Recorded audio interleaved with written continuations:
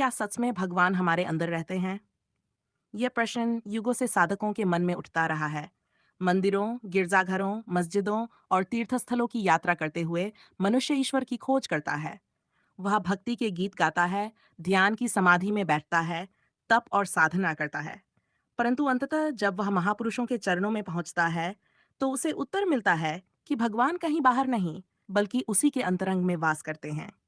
परमहंस योगानंद, जिन्होंने पश्चिम और पूर्व दोनों में ईश्वर प्रेम का दीप जलाया, वे बार बार कहते थे, मनुष्य स्वयं ईश्वर की संतान है। उसी की चेतना आत्मा के रूप में हमारे भीतर धड़क रही है। मंदिर बाहर नहीं, मंदिर तुम्हारा शरीर है। वहां भीतर भगवान सदा निवास करते हैं। आज हम इस दिव्य सत्य को गहराई से समझेंगे। ईश्वर की सर्वव्यापकता। ईश्वर सर्वव्यापक है, यह हम सब जानते हैं। गीता कहती है, ईश्वर सर्वभूताना हृदय अर्जुन तिष्ठति। भगवान प्रत्येक प्राणी के हृदय में स्थित हैं।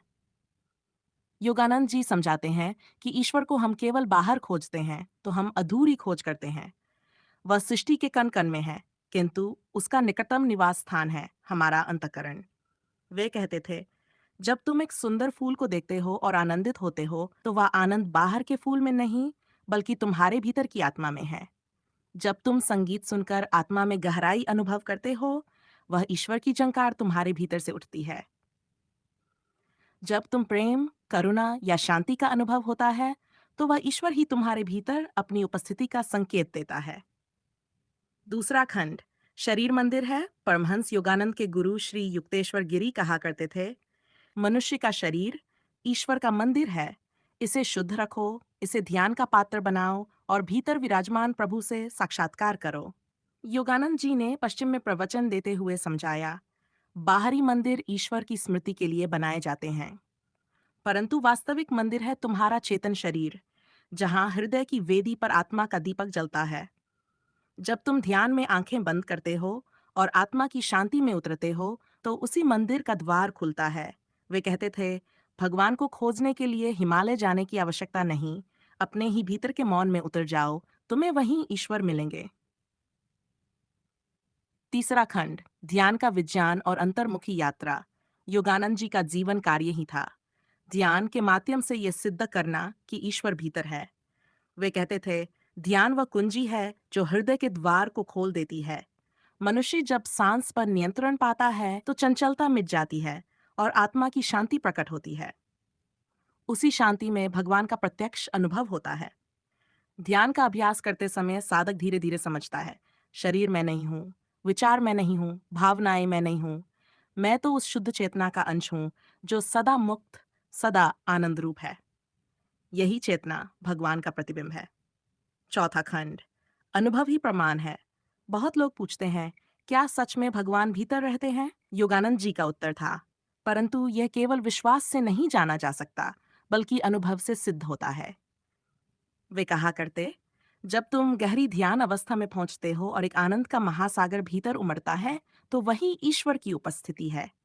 जब हृदय में ऐसी प्रेम की लहर उठे जो किसी व्यक्ति विशेष तक सीमित न रहे, बल्कि संपूर्ण जगत को आलिंगन करे, तो समझो भगवान भीतर जा गए।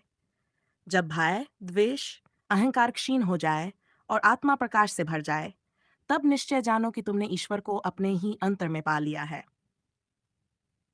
पांचवां खंड बाहरी और भीतरी खोज का अंतर। मनुष्य अक्सर ईश्वर को बाहर खोजता है।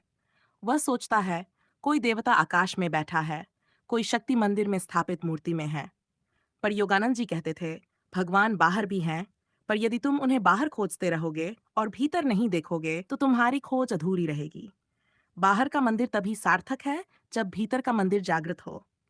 वे बताते थे कि सच्चे साधक को पहले भीतर उतरकर प्रभु से मिलना चाहिए। जब भीतर मिलन हो जाता है, तो फिर वह हर जगह प्रभु का दर्शन करने लगता है। छठा खंड गुरु शिष्य परंपरा और आत्मा का सत्य। योगानंद जी ने बार बार यह सिखाया कि आत्मा ईश्वर का अंश है। उन्होंने कहा, आत्मा कभी जन्म नहीं लेती और कभी मरती नहीं। यह शरीर के साथ बदलती प्रतीत होती है, परंतु यह शाश्वत है। आत्मा की शांति और आनंद ही ईश्वर की उपस्थिति है।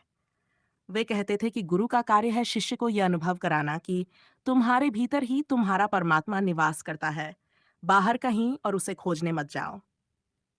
सातवां खंड वैज्ञानिक दृष्टिकोण योगानंद जी ने पश्चिमी लोगों को समझाने के लिए ये भी कहा कि आत्मा और ईश्वर का अनुभव कोई अंधविश्वास नहीं, बल्कि एक आध्यात्मिक विज्ञान है।